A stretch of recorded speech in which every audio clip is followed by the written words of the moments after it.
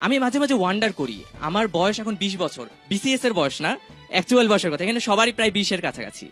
20 বছর বয়সে 200 বছর আগে নবাব সিরাজউদ্দৌলা বাংলার মসনদে বসেছিল এবং সে 1 বছর পর পলাশির যুদ্ধ লড়েছে। সমগ্র ব্রিটিশ সাম্রাজ্যের সাথে আমাদের এই বাংলা প্রভিন্সকে রক্ষা করার জন্য সে লড়াই লড়েছে প্রায় আমারই বয়সে। আমি এটা হতবাক হয়ে যাই।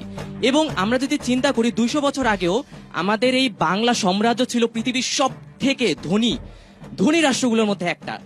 আমাদের তখনকার সময় শিক্ষা ব্যবস্থার দিকে আমরা যদি তাকাই, তখন কি ছিল? 14 বছর পর্যন্ত প্রত্যেকটা মানুষকে সামরিক প্রশিক্ষণ এবং স্পিরিচুয়ালি তাদেরকে ট্রেন করা হতো, প্রত্যেকটা মানুষকে এটা দেওয়া হতো। এখন আমরা বর্তমানের দিকে তাকাই, আমাদের দেশের প্রত্যেকটা সেক্টরে দুর্নীতি, ঘুষ এবং সিন্ডিকেট। এবং আমরা যদি তরুণদের দিকে তাকাই, সবাই মাদকাসক্ত, অশ্লীলতা এবং যেখানে সেখানে সিলি বিষয়ে মারামারি করছে। আমি তাদেরকে একদমই দোষ দিব না এই কারণটার জন্য, কারণ এই বয়সটাই এরকম টিনেজ যে তাদের মধ্যে হরমোনাল ইনব্যালেন্স এবং বিভিন্ন কারণে তারা হচ্ছে গিয়ে বেশি উগ্র হয়। এই জিনিসটা খুবই স্বাভাবিক। যদি তাদেরকে এমন একটা দিকে আপনারা হচ্ছে গিয়ে নিয়ে যেতে পারেন যেখানে তারা তাদের এই ক্ষিপ্রতাকে কাজে লাগাতে পারে, সঠিক পথে কাজে লাগাতে পারে, তাহলে আমরা অবশ্যই উপকৃত হব।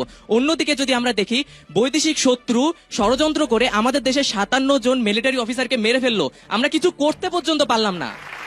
এখানে আমাদের সমস্যাটা কোথায়?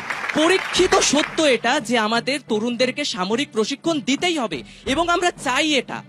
যদি দেন, আমাদের দেশের সব থেকে বড় প্রবলেম হচ্ছে আমাদের জাতির প্রত্যেকটা মানুষের মধ্যে ডিসিপ্লিনের অভাব।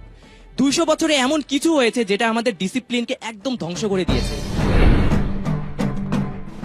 যদি এই ডিসিপ্লিনটা ফিরে আসে এবং সামরিক প্রশিক্ষণের মাধ্যমে অবশ্যই সেই জেনজি অবশ্যই যারা ডিসিপ্লিন, তারা দেশকে আরো উপরে নিয়ে যাবে।